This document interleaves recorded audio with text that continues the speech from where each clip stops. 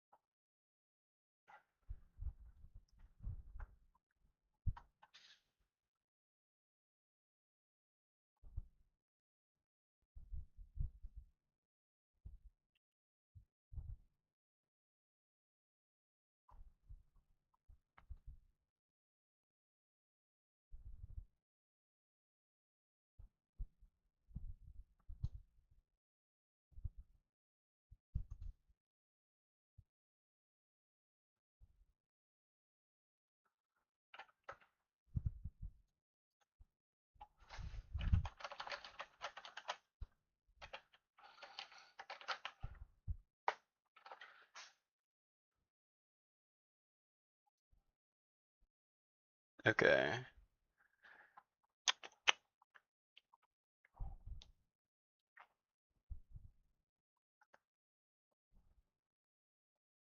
Oh, hey, I'm going live, everyone, just a heads up.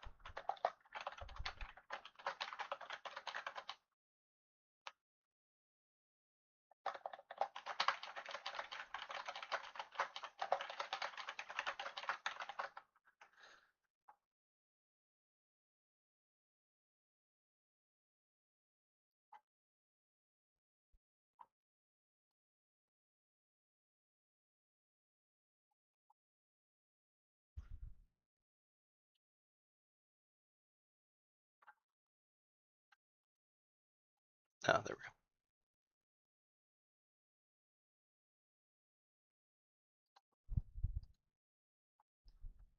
go.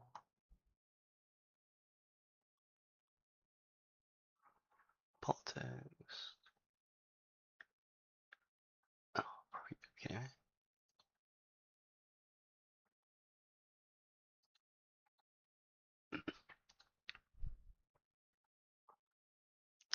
Yeah, it's gotta be a voice chat, that's for sure.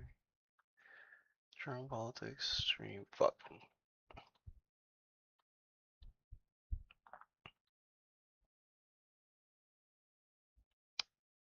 Okay, we're gonna get started on the uh like overall plan on how it is we're gonna shit on Turning Point, and it's gonna be live and recorded, so anyone can ask questions if they want to in like the chat or anything like that.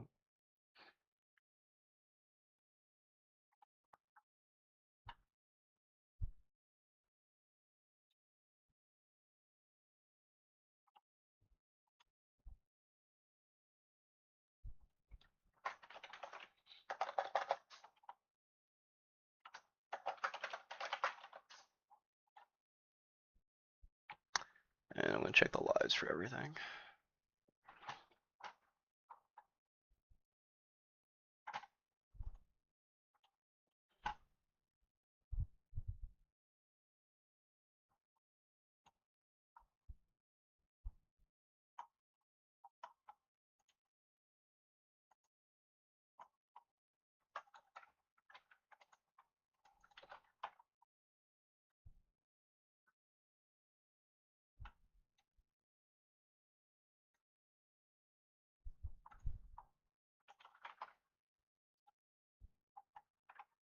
Let's see if that updates. Does extreme stuff. Be really cool if it updated.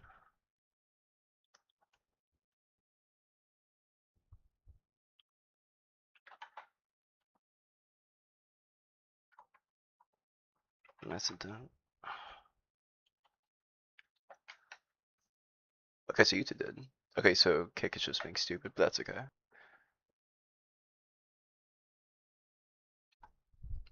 Okay, I'm gonna make sure chat works so I don't miss any questions that people have. Okay, so Kick works.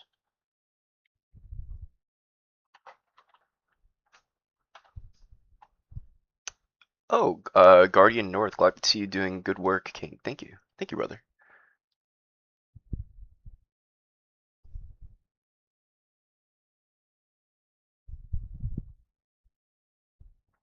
Okay. Let me try to get YouTube chat up. I should be able to get this pretty fast though. Here we go.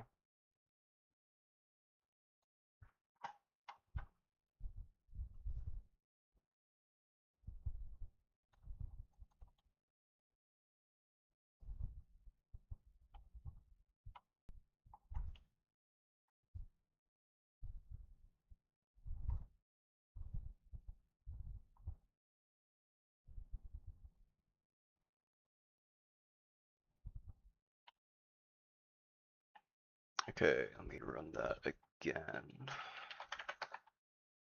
I just want to make sure I don't miss any YouTube chats. There we go. Okay, so if you all want to type in YouTube chat, it should be good now. Dude, I don't understand how people stream. This shit is so frustrating, dude. Or maybe it's just a skill issue on my part. Maybe it's all the above. I don't know.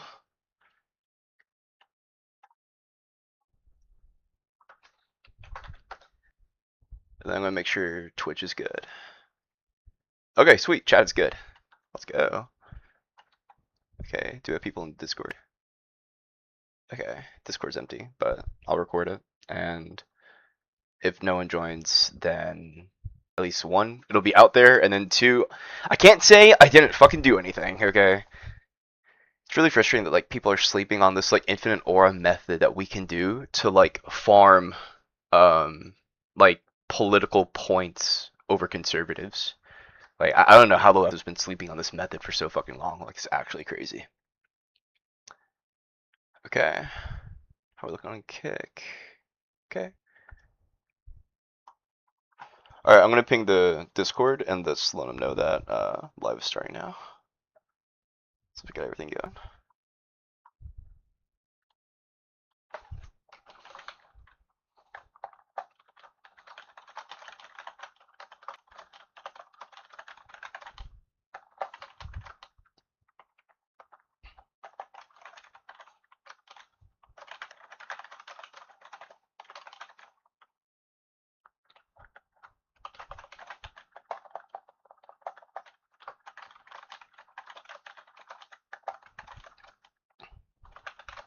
Stage or what's the other one? You know, live on the stage or chat on YouTube, Kick, or Twitch. I'm not gonna ping everyone because I think it's gonna piss people off if I do that. Okay, so now that I've done that, we'll go ahead and get started. I don't want to keep the people here waiting, so I just want to say, everyone that's here, thank you so much. I'm really happy that y'all are here for like this little lesson. So I'll try to keep this under around like an hour or so. But what I want to cover is what exactly we need to do as people who want to take down organizations like Turning Point USA, and what that is going to result in effectively. So, I think everyone. How many people are in the? I'll also share my screen on the Discord too, um, because why not? So yeah, screen two, screen one. Okay. That way people can at least see if they want to come and watch it through Discord. But if people want to like chat or like ask questions, feel free to do it in YouTube, Twitch, or Kick, because that's the chat I'll be looking at. Shaquille King. Oh, thank you, brother. I'm glad to have you here. And if there's any questions, feel free to ask in any of those chats that I just said. So we'll start from the very top. What is our goal? What is the thing that we're trying to accomplish? And we're trying to rhetorically annihilate Turning Point USA and really any other conservative organizations like this. But like they're the number one. Okay, if Turning Point doesn't exist, then Donald Trump never gets elected, right?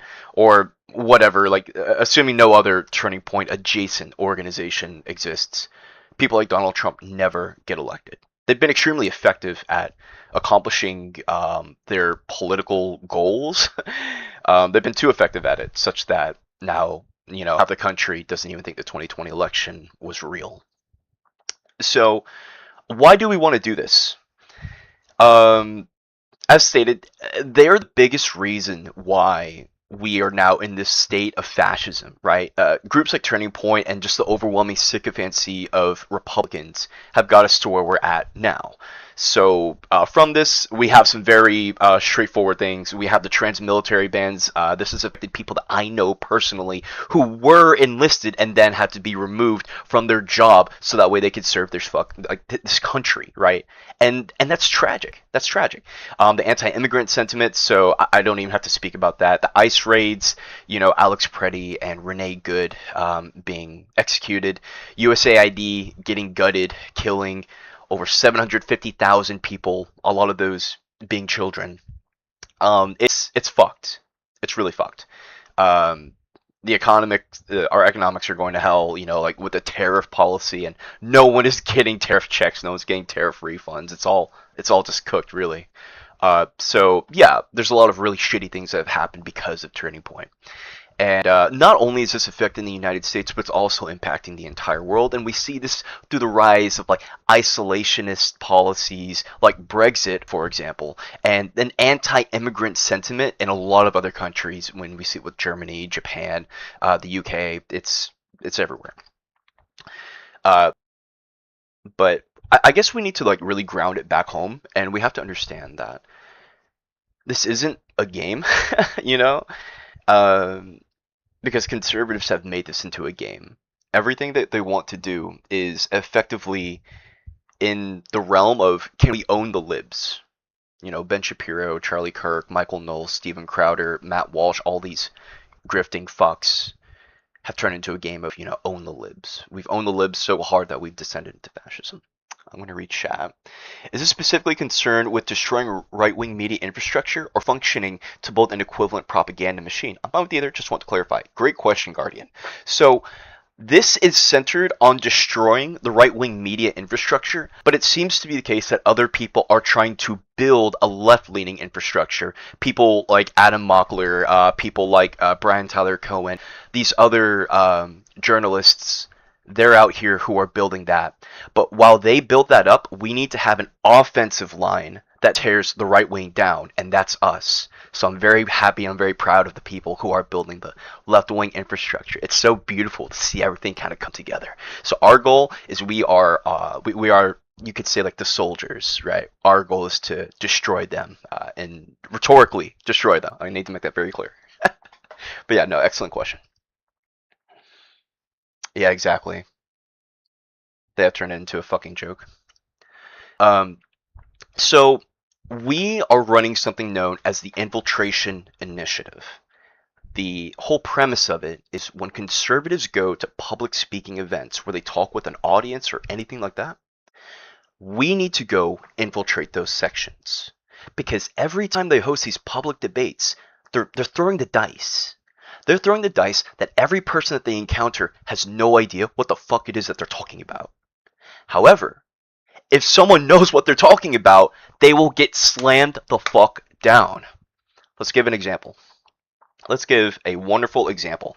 I want every encounter with a conservative to look like what I'm about to show you, okay? Now, many of you maybe have seen this video, okay? Maybe y'all probably have seen this. But we need this shit to look... This needs to be like the poster child of every interaction with a conservative. Okay.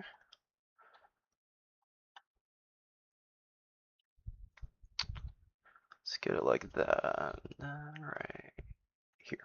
Here we go. Okay. It needs to look like this. Do you really want me to answer why Biden didn't release it? Do you want me to answer that? Did they have access to the files? Yes. Okay. Did they release them? No, it would have been illegal. It would have been Yes, illegal. because it was sealed under. It was a court seal. Yes, it was illegal. They couldn't just unilaterally do it. Because of names? Like the identities of people? No, because investigations were still going on. How do you not know this? No, I don't believe that. It's absolutely bet $1,000 right now. I don't believe that there was Bet $1,000 right now. We need that to be every fucking conversation with these people. And just so we know the impact, okay, of what I did. I just did this with 3 Turning Point events. 2 of them were against him. So for those of you who don't know, I'm going to give like some lore real quick, okay? The Turning Point hosted this guy named the Moderate Case. And he's actually just a fucking conservative. I don't know what it is with conservatives and saying that they're just moderates, right? But like, no, you're a fucking conservative. Which, if you're conservative, you know, be a conservative. But don't fucking lie about it and say you're moderate, right? I'm not gonna sit here and say I'm a moderate. Like, I'm a fucking liberal, okay? That's who I am. There are 2 events that he was sponsored at, and I went to both of them. Trump also told the people on January 6th to remain peaceful. After Ashley Babbitt got shot.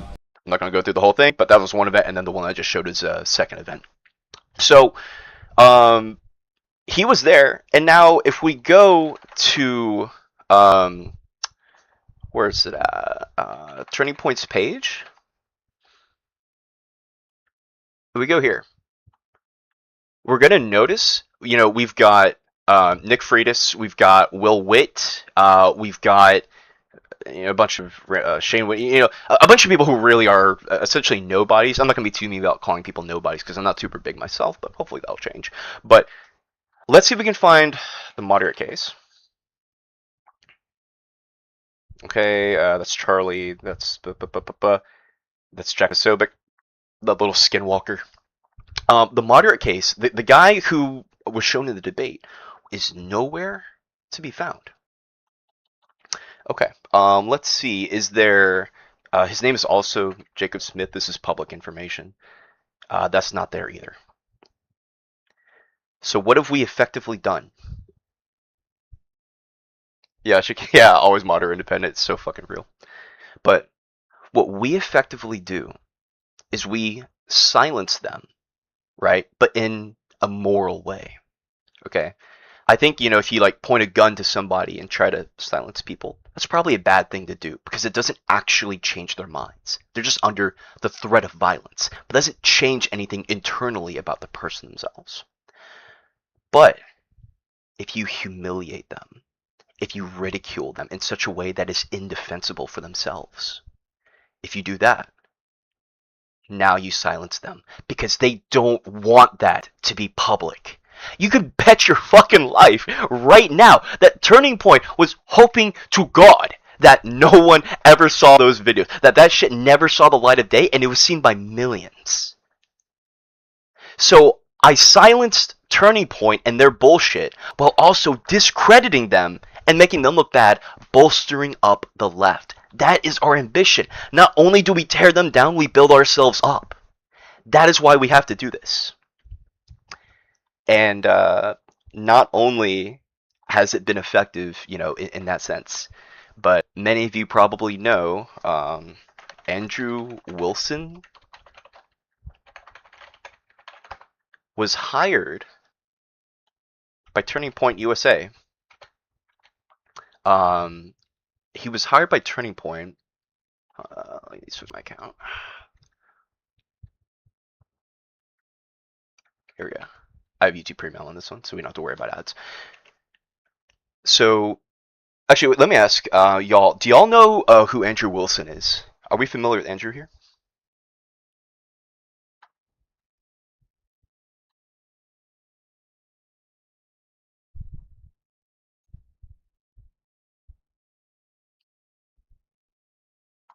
So Andrew Wilson is the Christian nationalist debater who Charlie Kirk fucking hated. Okay. Maybe I'll play this little clip right here, and maybe you'll recognize. TPUSA hired me to go down and train its new crop of debaters. So that's what I did. Went over to their Capitol compound in Arizona, and I started training their debaters. Hold up. If I can spell. Can I find it? Can I find it? I think this is What part of me marrying a woman who that's not promiscuity? I can wait to say partners have you. None of them. Yeah, because you're just a sick. She. Go ahead and tell them. I'll go ahead and tell him, Chuck. I'll let him know, Chuck. But it's every time you talk about. That's my position. I've seen the way that you. And did what you. Damn, did they really hide it? Where's the part where he's like, "You look schniz"? This is the "you look schniz" guy, okay? Oh wait, this is Charlie, I just think honestly, yes, okay. you're too fucking stupid to understand them. So Andrew, can I sell you on my worldview? Yes. Your wife has 3 baby daddies and has been married twice before. And you under you under lick your, you lick sniz. Under your religion. You lick sniz. What is that? You're don't talk about my wife, you stupid. Shut your fucking mouth. So that's Andrew Wilson, okay? An absolute fucking clown, bro. Okay, so his Turning Point hired this guy, the guy who crashed out, and is like, "You like schniz? Don't talk shit about my wife, right?" It's just like, like it's insane. It's his fucking insanity. This fucking guy. So, he's a Christian nationalist. He wants to repeal the 19th Amendment, which gives women the right to vote. He wants to have I believe, a unity of church and state, whereas, you know, in the Constitution, as if anyone has American values, then you want a separation of church and state so people can be free to worship whatever the hell they want to do. This is who Turning Point hired because of me. He has a pretty large following. I think he's got a few 100,000. I can't spell crucible. Yeah, almost 400K. Yeah. Okay, yeah, Shaquille, you know exactly what I'm talking about. You're familiar. Yeah, just like the lowest common fucking denominator, like literal fucking scum. Because of Turning Point speakers getting blown the fuck out, they're scared that's gonna happen again. So yeah, they hired Andrew Wilson to train them how to debate. But the truth is, if we know what it is that we're doing, they can be trained by anything in the world. We have the facts. Now, the facts of what? There's a lot of crazy shit that's gone on, and it's very overwhelming for most people, and understandably so. So, the right has engaged in this strategy called flood the zone, right? And what flood the zone means is you do a bunch of really crazy shit in the hopes of overwhelming your opposition. This is coined by Steve Bannon right here, this little skidwalking fuck.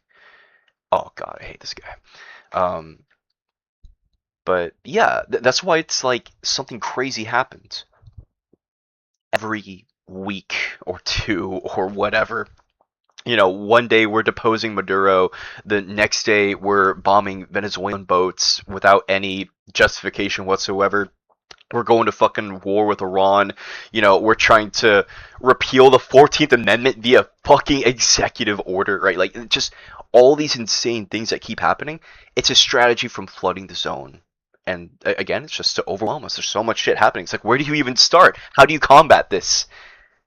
We don't have to worry about that because there's one fucking thing that they have done. There's a million things that they've done that's so over the line. Let me make that clear.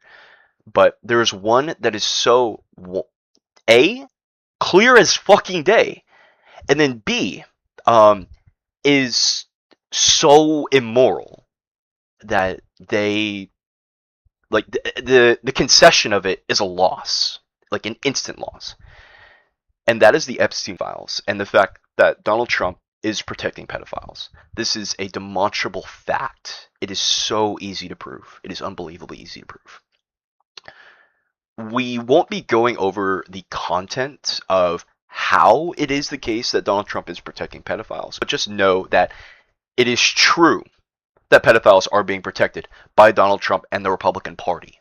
And if they are protecting pedophiles, then if you vote for that party, you are voting to protect pedophiles. Like that's just a fact. That's just a fact. So by that virtue, vote for a Democrat or don't vote at all. As long as people are not voting Republican, that's all I give a fuck about. Okay, ideally people are voting Democrat, but if you're voting for a Republican, you're voting to protect pedophiles, and that's the message we're going to use to destroy them. So we're going to go over the roles now. We understand why we're here, the impacts of being here, and the mission that we want to accomplish. We understand what the mission is as well, and what those impacts are going to be. We understand what it is that we want to debate. And now we just have to have the inner mechanics on how we function as a system. So we've got this very first rule, which is if you know of an event that's happening, please, we have to have like a team of like eyes and ears. Okay, we need some eyes in the sky. If you find out about any shit, please post that in the event sightings channel. Okay, we've got a channel that says event sightings. Okay, if you know of anything, please put it in there, and I will do my best to go.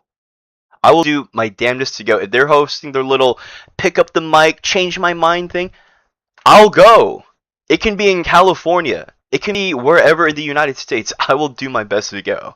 If there's multiple happening at 1 week, then obviously I have to pick my battles. But ultimately, we need to know when these events are happening so we can go in to infiltrate them. That's what's called the infiltration initiative. So, if anyone has any questions, feel free to ask them in the chat at any point in time. I talk a lot, and I hope I'm being clear and concise in what it is that I'm saying. I'm going to check other things here too.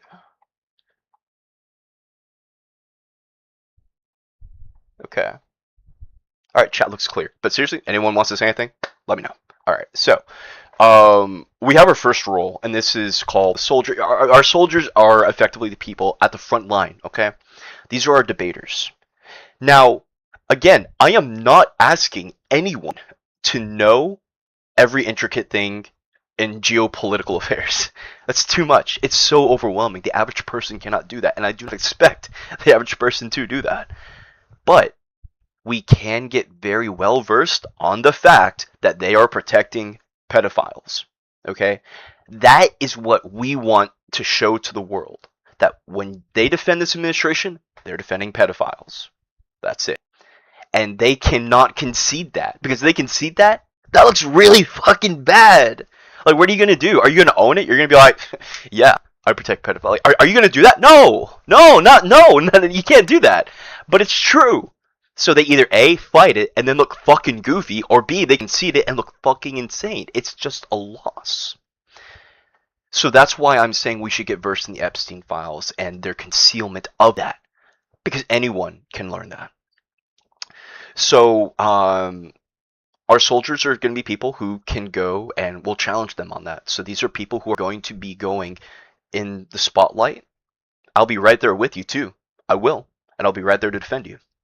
But these are the people who are going in the spotlight, and they're going to be the ones who are engaging against Turning Point. And there's like one more extra step, but we'll get into the meat and potatoes of things. If you're a soldier, you have to have equipment, and you have to have a camera, which you can use like your phone, for example. You can also buy like a camera. Here is a it's like an off-brand GoPro, but it's really good. It's what I use. It's called the DJI Osmo Action 5. And if anyone wants a link to this, you can find this in I think the infiltration rules. This entire document is public to anyone, so I encourage everyone to look at it. But you can find this link to a camera here. I bought two, so I can have a camera, and then my phone. But if you just want to use your phone, you can just use your phone. Feel free to do that.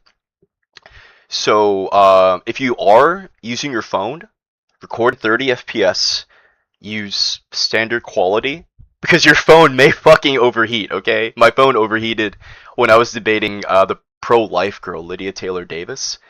The video cut, but otherwise the audio still remained. But definitely be aware of your phone overheating. Ideally, you use two cameras, one to capture yourself, and then one to capture your opposition. When we show the world when we debate Turning Point, we want to show one, how goofy they look, because you know if you stump them, they're like, and that's funny as fuck. And then two, you want to also show yourself as a speaker. It's just better to have the two cameras, essentially. And again, one can be your phone. But I would recommend very much having two cameras. Next up, be aware of your mic quality. So you might want to purchase a microphone for yourself. I use these microphones right here. They do very well. You may only need one mic, because you don't expect... do not expect to like go up to your opposition and be like, here, put this mic on for me, right? Like that's generally not a realistic thing that's going to happen, because everything happens very in the moment. I will say though that these DJI cameras do a very good job of picking up sound. They do a very good job. So realistically, if you do want to use something other than just your phone, I would, like, bare minimum, I would use one of these, because the sound quality is very good. And lastly, you need a tripod. The tripod is what's going to hold your phone or whatever camera that you have. And if you have two cameras, you need two tripods. Pretty straightforward. And this is the tripod that I use. It gets the job done. It's pretty straightforward. It's a tripod.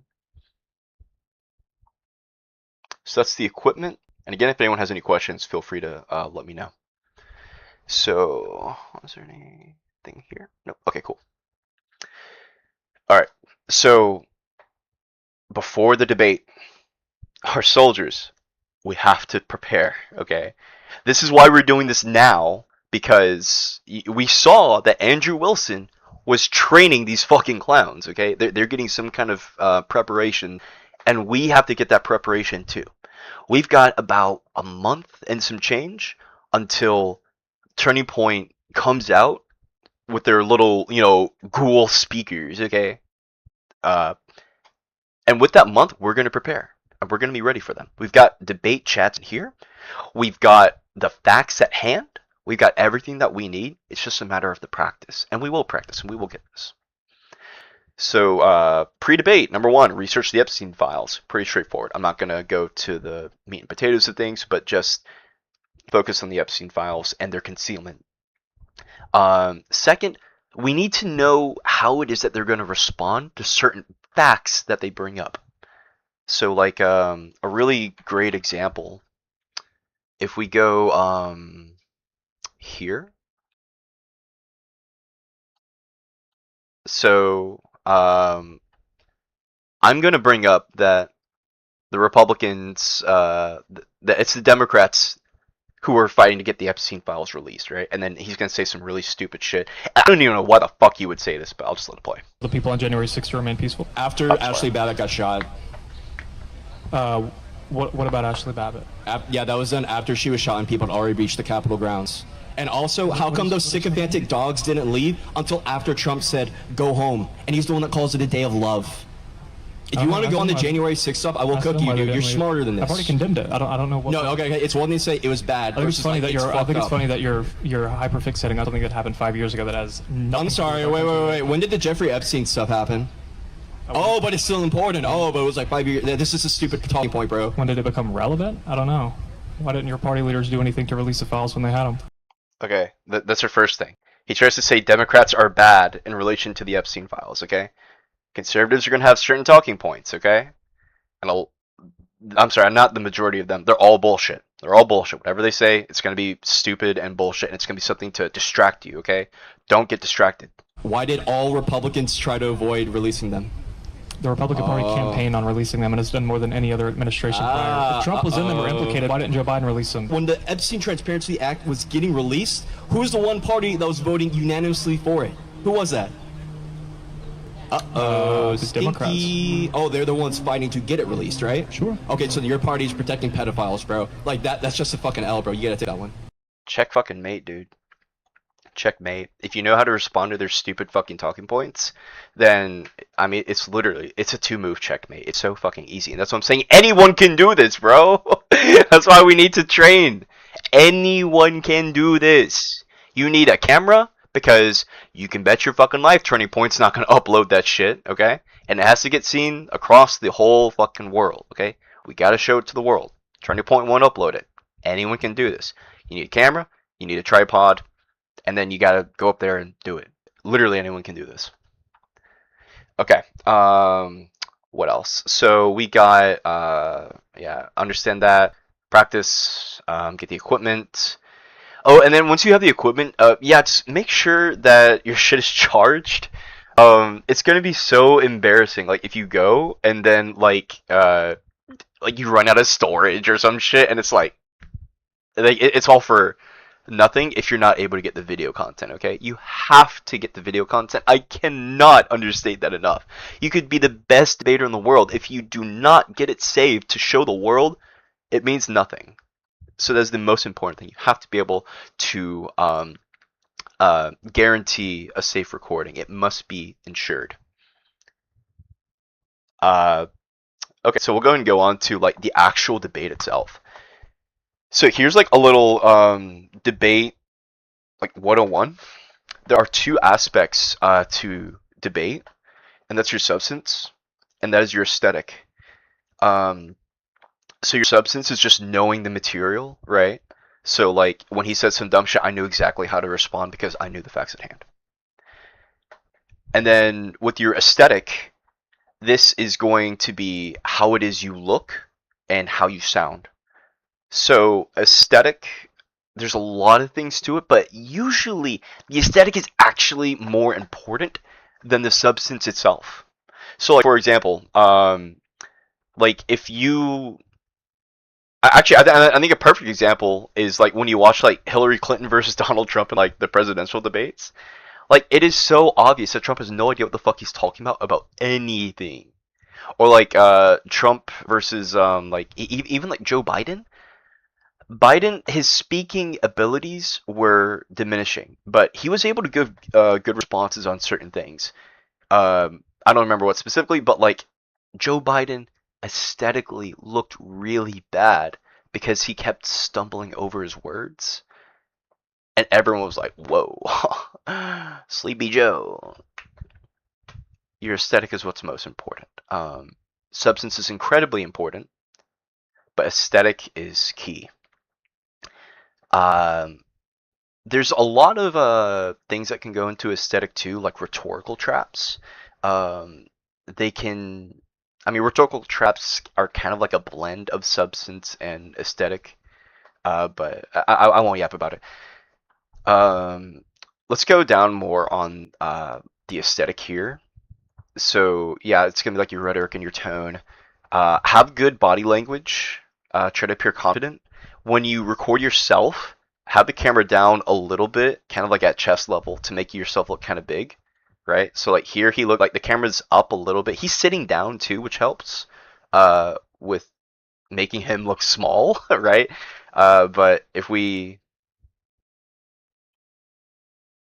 You go here, yeah. So like the camera's about at my like chin to like neck area, and it makes me look bigger while he's like sitting in the cuck chair, right? Don't sit in the cuck chair. You're gonna stand up. You're gonna stand proud and tall and all that fun shit. And this isn't like a requirement. It's just it's a good idea to do it.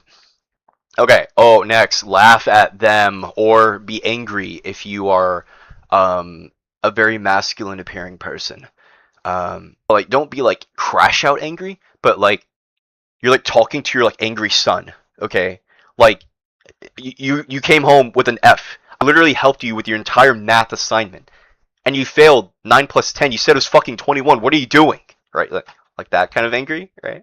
Almost like maybe disappointed. I don't know, but like don't like crash out if you are going to be like angry, right? But like have that stern, maybe like disappointed, I'm disciplining you voice like type thing, right? Yeah.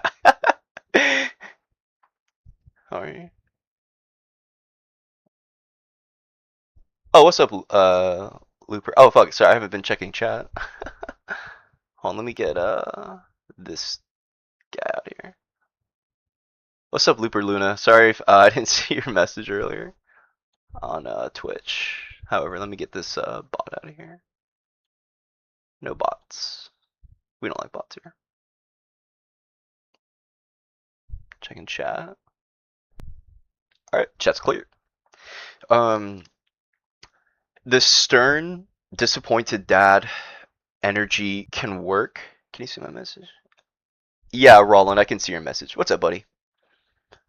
I have to check Discord chat separately if you're gonna type there, but it's a little easier if you chat in either YouTube, Twitch, or Kick. But I can check Discord too. I just might be a little slower at it.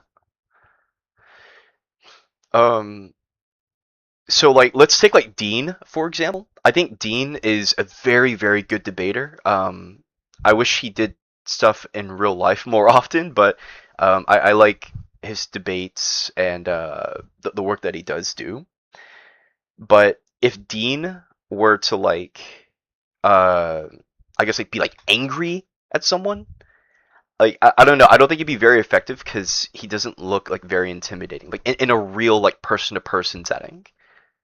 I think I'll edit this and like maybe put like a disappointed thing instead of angry. I'll edit this part a little bit. But what's really good though is just make sure that you know the tone and rhetoric that you want to use, but don't look like you're like crashing out at people, okay? And if you are gonna like crash out and be like blah blah blah blah blah, probably have like a strong masculine aesthetic, because if like a tiny like Twinkie dude is like doing that, then like people are gonna be like and if it's a girl, then people are gonna say like, "What a fucking bitch," right? You know, it's really stupid, and that's why this little thing that says patriarchy sucks, because this is all aspects of the patriarchy. Our goal is to change people's minds, but if our rhetoric is not effective, we're not gonna have a good ability to change people's minds. Yeah, Jon Stewart does a very good job of debate.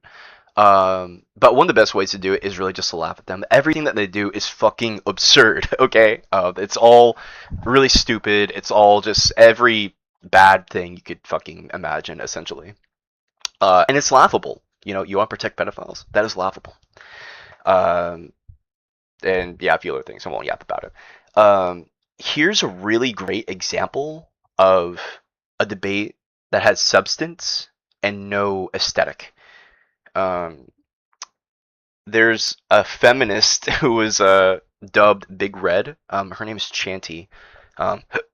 Excuse me. This woman is saying some really great shit right here, okay? Feminists do not want you to lose custody of your children. Okay. She says feminists do not want men to lose custody of their children. That's a pretty good statement. Assumption that women are naturally better caregivers is part of patriarchy. She's saying that women are not naturally better at taking care of children than men. She says that men can be great caregivers. They shouldn't lose custody of their kids. You know, that's really good substance. I think anyone would intuitively agree with that. Feminists do not like commercials in which bumbling dads mess up the laundry and competent wives have to bustle in and fix it.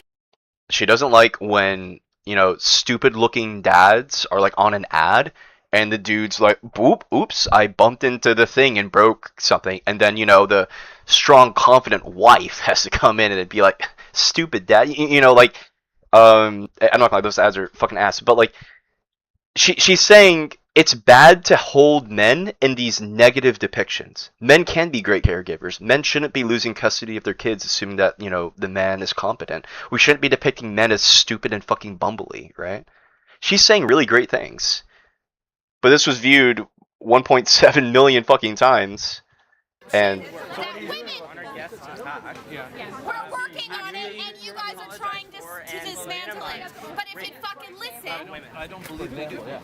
then why are you part of the organization? saying that we're trying to take away their rights? How are we trying to take away their rights? Why? Can you shut the fuck up for a second too? Well, so I can he read just my fucking listed list, how they so you are guys for. can. and then all the comments are, this woman is my favorite anime villain, more triggers than a gun factory. It looks like a job for a human. Yeah. She was saying really good things, but obviously everything here is roasting and talking shit about her. Okay, this is the idea of the aesthetic. She has great substance, but unfortunately, she looked fucking insane. So that's why she was depicted so negatively there. Good substance, bad aesthetic. Okay. Lastly, for the billionth time, record. Please record. Okay, this is what you got to do. You got to record it. And again, these are all things for the soldier. Everything else is super simple. The other roles we can basically just speed run. But these are all things for the soldier because the soldier is arguably the most important role because we have to have these people on the front lines to discredit our speakers, or not our speakers, but like the opposition speakers. I mean to say. So yeah, record. And yeah, everything I said already. After the debate, secure the footage on a hard drive, okay? Like, put it on your computer, upload it to the cloud, whatever you can, secure it. Please, you cannot lose it. And then, if you feel like you would like to, you can contact me, and I will collaborate with you, okay? Because I think that Turning Point is scared of the idea of there being like a collaboration of left-leaning people to discredit all of their bullshit, okay? If someone is like, I'm going to make it clear, I am a liberal, okay? I believe in capitalism, okay? I'm not a socialist, I'm not a communist. And do I think those people are bad people? No. I disagree with them, I don't think it works, but I am happy to work with them in ways where we can pursue virtue, okay? Destroying Turning Point as an institution is virtuous, okay? Now, if further down the line we come into disagreements, then so be it. But like, at least at the very moment in time that we're at now, okay, we need to work together, please. So, wherever you are on the political spectrum, as long as you are to the left of Turning Point, then like, let's fucking go. I genuinely am totally fine. But if you'd like to collaborate on a performance that you feel you've done well on, then please let me know and let's go. All the other things are very straightforward. So next we have the prep assistant or the preparation assistant, and these are people who just help soldiers with getting ready. So they do some research and they assist in debates with the soldiers. So you can just go into like debate one or debate two, whatever, and we just practice debating with the soldiers. That's all the prep assistant does. So you know, research, and then yeah, that's basically it. Next, we have the artist. Artists are incredibly important. Actually, let me check chat real quick.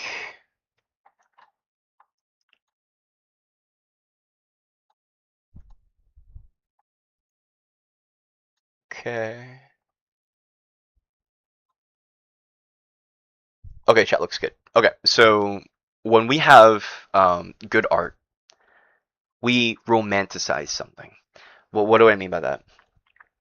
If we look at Titanic, we'll probably see a bunch of like images. Yeah, a bunch of artistic romanticized portraits of certain events. We can take a look at like what is it? Hitler depictions. let me say propaganda. There's a lot of these things, right? A lot of ways where they show. Actually, I don't even know if I'm allowed to show that kind of stuff on Twitch. So let me go back here. I need to check Twitch TOS. But the point that I'm establishing is that there is art, right? That is very good for doing something called romanticizing a thing. Okay, there's a thing, and then it leaves an image in your head. It tells a story without actually telling a story. So like a really great example is like Soy Jack, like crying, right? This is like a really good example. Um, when we see like memes, Soy Jack crying versus Chad. Yeah, here we go. This tells a story. It's just a picture of a dude going way, and like the Chad's like, you know. This is such a perfect example because it's so easy to communicate through memes. Okay. Now, the art that people do can just be memes. It can be skits. It can be pictures that you want to draw by yourself. It can be fucking music. It can be whatever the fuck it is that you want, as long as it communicates a story and is then shown to the world. That's what matters. And this is why memes are so important. So, what do I mean by this? Like, imagine we shit on Turning Point, okay? And it's like, no, we don't protect pedophiles. And it's like, who voted to get the Epstein files released, right? And it's like, it's so straightforward.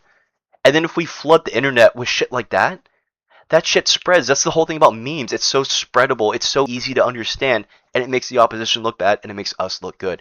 And then art is such a fantastic way of, again, romanticizing an event, and then two, telling the story about what happened. And when people want to see what actually happened, then they can watch the clips. So that is the importance of the artist, and they can make whatever the hell they want. Okay, like I'm not gonna sit here and be like, we need like 5 memes, we need 5 skits. Do what you want. Do what you want. If someone wants to take the artist role and then make that stuff, then you know what? More power to you, and it's super um, effective. All right. Yep. Design anything your heart wants. Oh, and if you want to, if you're very proud of a piece of art that you've made, or you want to, I guess, just help get it spread, then let me know, and then I will work with you to get it spread. Okay? Because the whole point of this is to discredit Turning Point and all these other conservative organizations. I'm focused on Turning Point because, excuse me, they're like the biggest one right now. Okay? But if this doesn't get seen by other people, then again, it's not really worth much. So we have to spread it as much as we can. And then lastly, we have the messenger. And the messenger, their job is to make sure that shit does spread. So what do? They take content, they share it, they like it, they do what they can to engage with it so it gets boosted in the algorithm, the almighty algorithm, which basically all content creators must, pray to essentially, right? We want to engage with things such that it goes viral, and then the virality, I've said it a million times, when we shit on Turning Point, that goes viral, Turning Point looks bad, that's good for us. Turning Point looks bad, and then it bolsters us. So that's the job of the messenger. And they can also make reaction content too. That's an easy thing to do. You just sit at a screen and then you look at it. And then you talk about whatever happened. So reaction content's also very good for messengers too. But that's the ultimate premise of our 4 roles. Let me check chat real quick. Oh, what's up, Scott? Okay, not sure if you can see this, but I would post this on.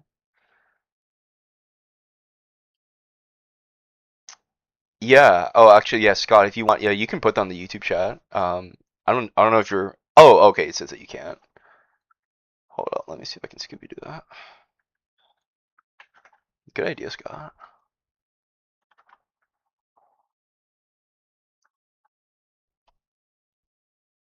Oops. I'll put that on my other account. That's okay though. Will it show up? I don't know. Let's see. I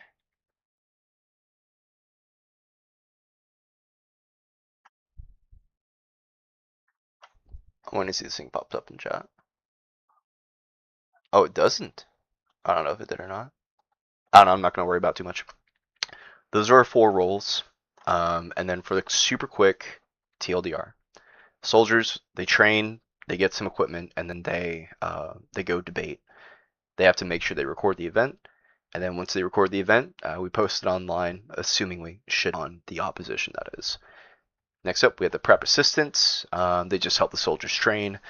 Then we have the artists. They make memes, they make drawings, they make whatever the hell it is that they want to make, so that way they depict a story that is ultimately favorable for us. And then we have the messengers. They make sure that things get spread out there to maximize virality. But those are all the roles. So we got one for people who want to be in the heat of the battle, and for people who would rather stay behind the scenes. Any questions on everything? I think we went for about like 40 minutes or so, but it looks like all the streams are good too. Let's fucking go! Finally, we got a clean stream, bro! So happy about that.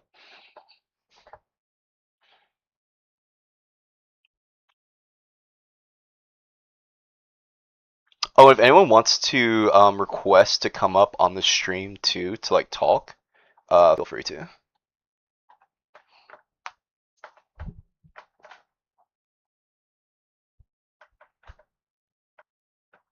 Otherwise, I think I'm gonna edit the document here, and then and then begin compiling a paper relating to the facts of the concealment of the Epstein files. That's gonna be really big because we need to have a big or like some kind of document that's like, okay, here's the facts at hand, here's why essentially we're correct, and then we can get trained on those facts and then practice debating it amongst each other. So I'll begin working on that probably right after this stream.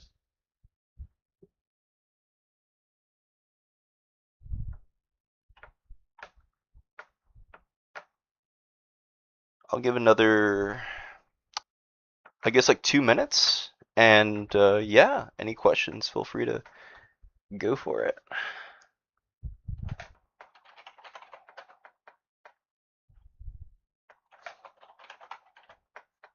Why did it bring up chanting?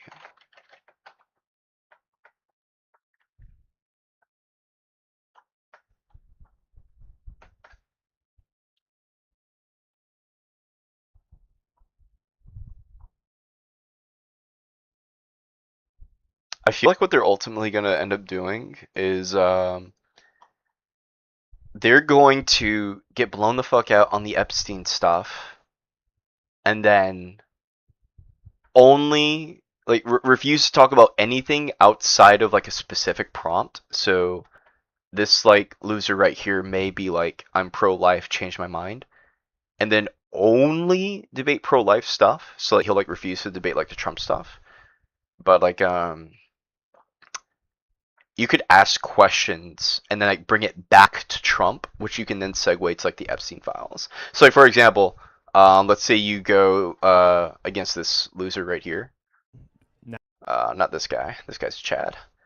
But like this loser right here. Let's say you go against this loser right here, and he's like, I'm pro-life, change my mind, and then you're like, are you willing to talk about anything other than the pro-life position? He'll probably say no, because then if he says yes, then you could like bring up like they're protecting pedophiles. And yeah, if he says no, you could ask, do you think Trump is like good for the pro-life position? And then he'll say yes. And then now that you've talked about Trump, you can try to find a way to segue it into talking about like how he's protecting pedophiles. And it's like, if you care about like, the lives of children, doesn't it bother you that he's protecting pedophiles, bro? And then like he may or may not like take that bait, but it looks really bad if he runs away from that. It looks so bad if he like tries to run from that type of thing. So that is the approach that I would do if they are refusing to talk about anything other than like a specific prompt.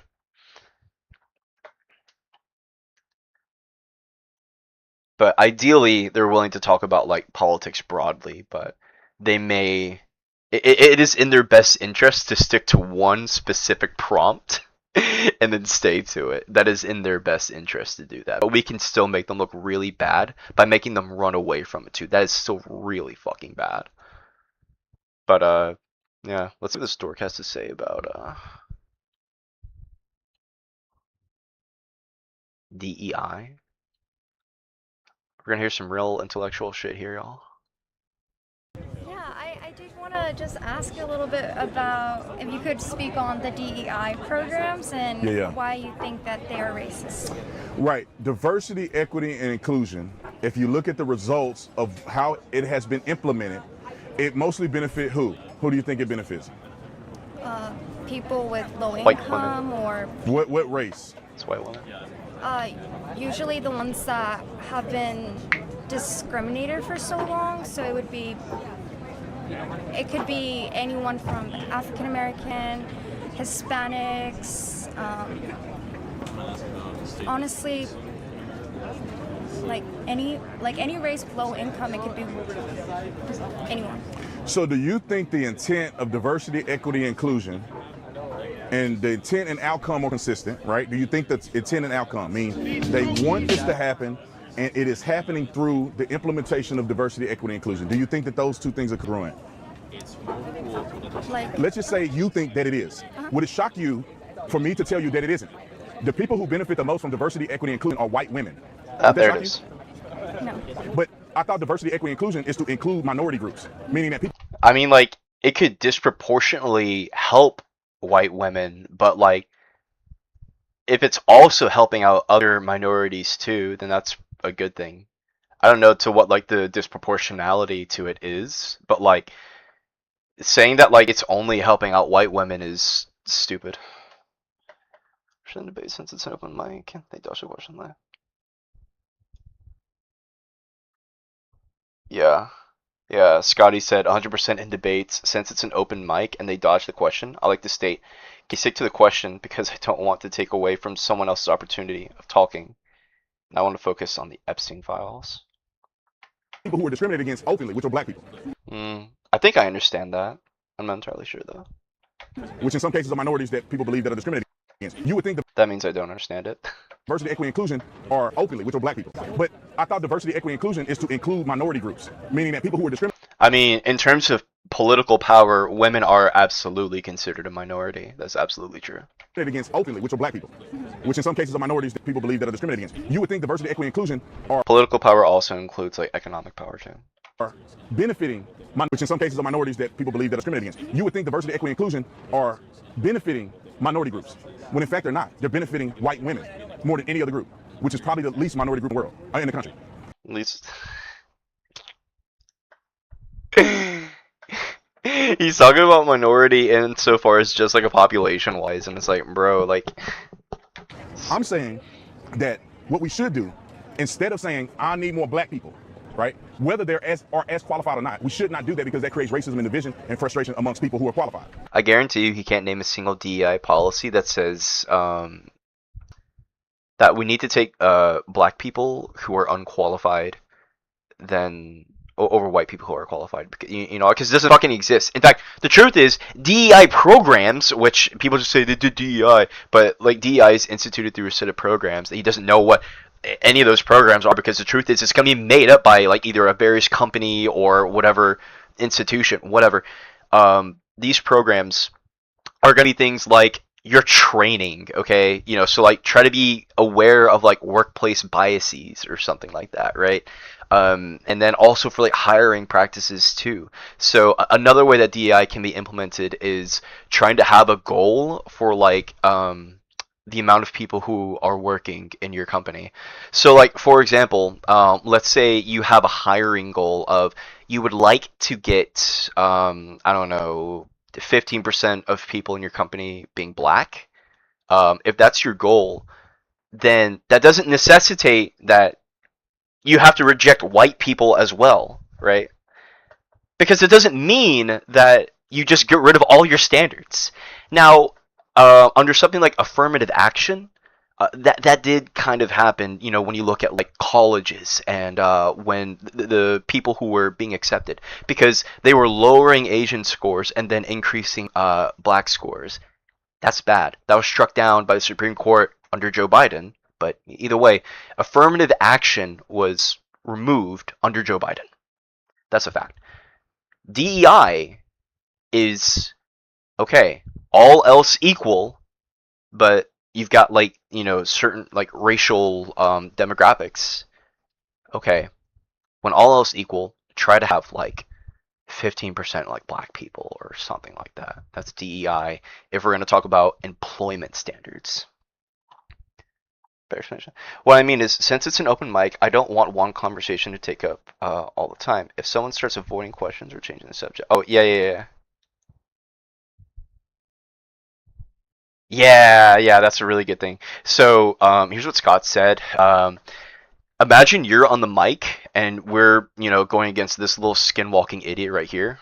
So something that you could do if they want to try to run away from like the Epstein shit, and they start avoiding it, you can just be like, can we stick to the question? I want to stay focused on the Epstein files and make sure everyone else gets a chance to talk to as well. And it's like, oh, that's so good because you're being polite and you're also trying to nail them down because they are going to try to dance away. They're going to try to dodge this shit like they're in the fucking Matrix. They're going to try to be Neo and run away from this shit. But your goal, you have to grab them. You know, like you got to hold them still. Like, no, you're not going to run away, you little shit. Stay right here. We're going to talk about how you're protecting pedophiles, you son of a bitch. That's our ambition. What we should do is say, if we have a lack of diversity in this particular field, how about we help kids from the time they're in school and elementary to be qualified to equally compete, not throw them into the fray. We saw this happen at universities when it comes to affirmative action. Yeah, affirmative action and DEI are not the same thing. Are affirmative action and DEI the same thing? No. It's a policy-driven, often legally mandated approach. DEI, a broader cultural-driven framework. Oh, they are not the same fucking thing. Affirmative action, policy, struck down. DEI, good. And also, what's great about DEI is it actually increases productivity. Because it is the case that when you have an increase of background of different people, you have an increased amount of thought. That's what's so awesome about having things like multiculturalism, okay? You know, assuming people aren't like trying to fucking kill each other, right? But like even then, like that's overwhelmingly not what fucking happens. When you have a diversity of background, you have a diversity of thought, and a diversity of thought leads to innovation. DEI good. A lot of African American minorities who are less qualified, that they give scholarships to, or they put them in universities, they end up. Yeah, now he's just complaining DEI with affirmative action. Dropping out of school because they're not qualified. But it satisfied their quota by saying we have black people more, but they're not qualified and they're dropping out of school. Instead of setting them up for failure to bolster this virtue signal of having minority representation, how about you make sure the schools are adequate enough that minorities can compete? When you are thwarting the opportunity of somebody who worked hard because they're white, because they don't fit the minority description, that's wrong. People should be equally qualified and compete. He's still just conflating the two. And this girl doesn't know shit. Of course the girl doesn't know anything because she's probably like 19 years old, which, again, like, no one should expect these fucking, they're, okay, legally they're adults, but like, let's be real, they're fucking children, okay? From like a mental, cognitive standpoint, okay? Like, if you're under the age of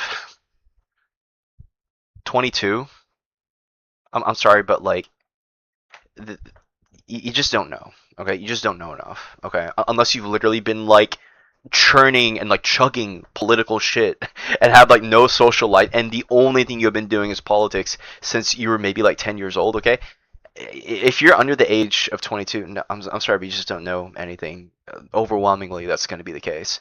There's some really incredible exceptions like Adam Mockler, okay? I make that very clear. But like, nah, like this whole guy, I said this earlier, every time they do this, they're gambiting that every person that they talk to has no idea what the fuck they're talking about. And usually it pays off. And I don't think that's what's happening with DEI. They're discriminating against people. They're saying we need more Hispanic people at the University of Texas. And so a bunch of qualified people who are white, who are native, you name it, they are overlooked because they need more Hispanic, because they need a number. Not necessarily because these people are effectively earning the position. Maybe in its intent, I don't know, I think the intentions were wrong. But maybe in its intent, it meant to go one way, but it's not filtering the way that people think. When you look at the people who are protesting against DEI being eliminated, who are they? Black people. Al Sharpton came out and said, we're going to boycott Target. We're going to boycott this. Black people aren't even benefiting from DEI. It's all a farce. Instead of people doing what they're supposed to do. Did you say black people are not benefited by DEI? We're going to boycott this. Black people aren't even benefiting from DEI. Source? Source? Are black people benefited from DEI? Hopefully it will not benefited from. Has seen some advancements. Initiatives shows mixed results. Indicate that white women. Yep, that's true. White women are the main people who get benefits from structural barriers and underrepresentation in leadership versus. Correct. Correct.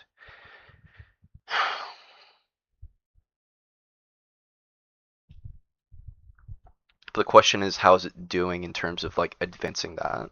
So it's saying while it still is the case, the question is DEI helping or hurting that? And the answer pretty obviously should be helping.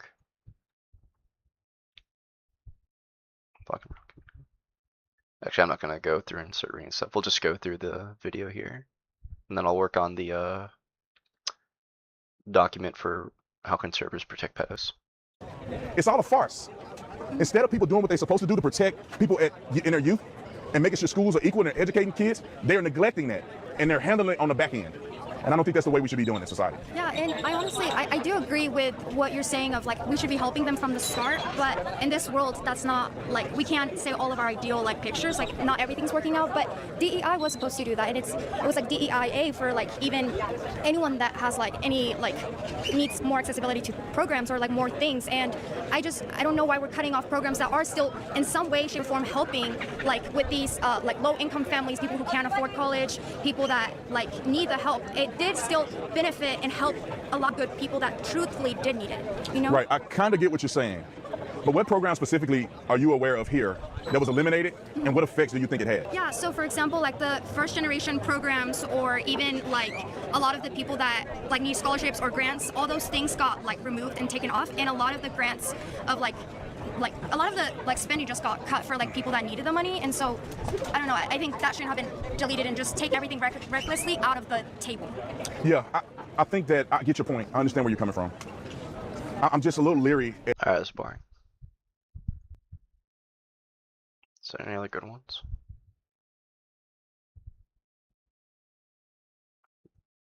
Or if when they talk about lifelong medical life-changing medical decisions, is that referring to trans people or getting an abortion? Because those are both pretty important. I feel like they're all going to try to focus on just like abortion questions. So I'm super pro-life, and a lot of times if I'm super pro-life. This is either about to be one of the smartest girls on the planet or one of the biggest, like, is it ditzy? I don't know. I think that's the word. I'll say ditzes in the world. I guess we'll see. I mean, if it's on this, then she probably is not the best debater, but she's also probably like 19. Medical situation, we're saving the fetus. Sanctity. Yeah. If a pregnancy creates a medical situation where saving the fetus would cost the mother her life. Oh, okay, yeah. Right. He's gonna. Y'all don't argue on this because it's like, let's say he even says like, yeah, in that case it's totally fine. Like, but that is, we're not saving any significant amount of friends when all we do is make them say, yeah, if the woman is literally gonna fucking die, then it's okay to get an abortion. In fact, he'll probably say, because most abolitionists will actually say it's never a medical necessity. They tell you just C-section the little fucker out. That's usually what they'll say. Do you believe the child's life should be prioritized over the mother's? I laugh because this question is always brought up. This is such a rare circumstance, first of all. Yeah. And second of all, any doctor, you talk to any doctor who does these kind of things, they will go and save both. They will go and save both. And what they will do is they will do a cesarean section. They will do a C-section. There it is now. To save the baby and try and save the mother at the same time. So this kind of situation of like the mother's going to die and we have to kill the baby or the mother's not going to die. This is such a rare circumstance that almost never comes up. Yeah, so he doesn't even grant it. And even if you got it right, like it would still be something that's like so minuscule that like overwhelmingly women are still gonna be fucked from it. So Okay. That it's everything that a doctor can do to save both is the way forward. Okay. And if that's not possible, the doctor has to make a decision in that circumstance that I can't make because I'm not the doctor in that circumstance. ah, and then he's agnostic, and then he's agnostic. He's like, it's up to the doctor. So you won't even say that like if it is the case where like literally it's the mom or the baby, then it's like I don't know, bro. Which I want to make clear is like actually no, fuck it, no, save the mom. I'm sorry to the baby, but like it's the mom's like body ultimately. It's like bringing about the child, and if she's like no, like I want my life to be saved, then I wouldn't put that against her. It's a tragedy nonetheless, but like um I think like if it's between the mom or like the child, it should ultimately be the mom's decision on if she's going to give her life for the baby to live, which I don't think she should be forced to make that decision. It's tragic nonetheless, but it should be her decision nonetheless. Sense in knowing all the medical things, but this circumstance is so rare that it's incalculable in these kind of things. So I'm asking what your opinion would be if your wife maybe He's say gonna say, I in don't the know. future was in the I hospital don't- and you had to choose her or the baby. I don't what are know. you doing? I have to choose between my wife and the baby? Yeah. I don't know. If it was my wife and let's say my 18-year-old kid later on in life, it would be the exact same choice. That's not what I'm giving you. I know, but I'm telling you because it's the same choice. Okay. What I'm telling you Zygote is the same thing as an 18-year-old. is that is still life in the exact same way. I view it as a life in the exact same way. They're the same. Whether that child is an embryo in the womb or 18, I view it the same way. And it's a question that I don't have an answer for. Okay. Because There it is. I don't know. I don't know. I don't know. I don't know how I would choose between my wife or my child. Right, You know, okay. and what am I supposed to do? You know? So I don't have an answer, but I view them the same. I view my 18-year-old daughter. I don't have an 18-year-old daughter. If I did, I would view my 18-year-old daughter the exact same as I would view her as she was in the womb of my wife. Yeah. So that kind of question doesn't really get us anywhere because it's trying to say that like, oh, why would you that the embryo is different than it would actually be? But it's valued the exact same to me. It would be the exact same. Do you think he would view his the embryo and his wife the exact same way as if he had an 18-year-old daughter, but she had gone into like cardiac arrest for such a period of time that her brain suffered irreversible trauma, making her not literally brain dead in the sense of she's dead, but like in an irreversible persistent vegetative state, like Terry Schiavo. Terry Schiavo. This is Terry Schiavo. What a tragic story. What a tragic, tragic story of Terry Schiavo. Just so you know, this person is not conscious. Her person is gone. Her body is alive, but her person is gone. Never waking up. Never ever waking up.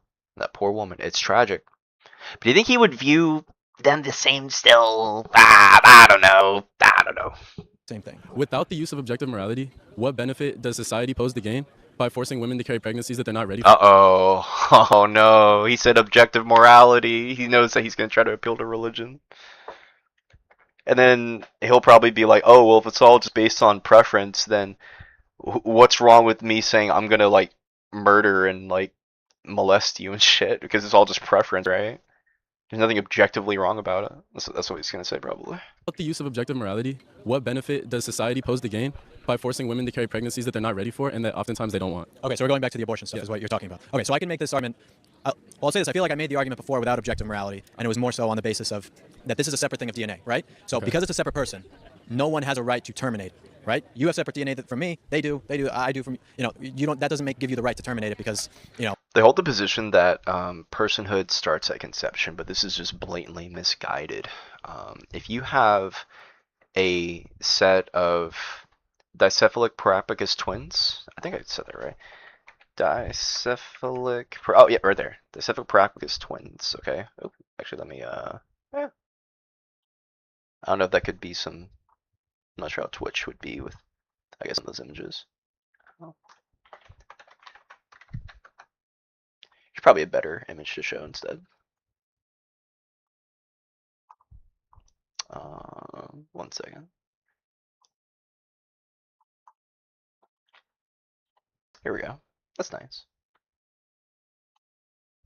If we have a set of twins like this, okay, where you have one body and two heads, how many persons? How many persons are there? I mean, he's like, oh, it's a question of DNA. No, it's not. They have the exact same DNA. They have the exact same fucking body. Okay, and then they say, okay, yeah, it's two persons. And it's like, okay, well, why is it two persons? Well, there's two heads. It's like, okay, well, what's that mean? Well, there's two experiences. Oh, okay. So there's two heads that have two experiences. There's two brains. So is it the brain that gives personhood? And they're gonna be like, no. The conservative position on this is actually incoherent. But yeah, if you're gonna say that a zygote is a person because of its unique DNA, then these two individuals who have two different experiences, by that exact same stupid fucking logic, are actually one. But then again, these are also the same fucking dipshits that believe in the fucking Trinity in Christianity, okay? The thing where you have the Father, the Son, the Holy Spirit, that are all three distinct entities, but they're also one God. It's like 1 plus 1 plus 1 equals 1? Like, what the fuck are you talking about? It makes no sense. Of the circumstances of the birth. But I don't think it's the DNA that makes it a human. True. Because, so what makes it a human? See, that's an interesting question, but I think well, that's what I'm saying. I'm saying the DNA makes it a human because it's a separate DNA. Every single person, once egg hits sperm and it gets fertilized, then you get your own DNA that is individual to you, and so that makes the person, right? That's not using objective morality. That's just the science behind it. So you have your own DNA. Okay, but the mother has. Oh shit! I didn't check chat. No, OG face. I am not a Trump supporter, brother. I am not a Trump supporter. Unfortunately, my headphones broke today because I'm on a cat, so I can't hear it. It'd be great if you can. I'll be talking through the thing. Sorry. What makes a person? I think a person. I think it's birth. Honestly, I think birth makes a person. So if a child was in the womb one day before it's supposed to be born, it's not a person. Oh, wait, you see the womb? So you have your own DNA. Okay, but the mother has. So what makes a person? I think a person. I think it's birth. Honestly, I think birth makes. Uh-oh. And this is where people like Kristen Hawkins would be like the magical vagina.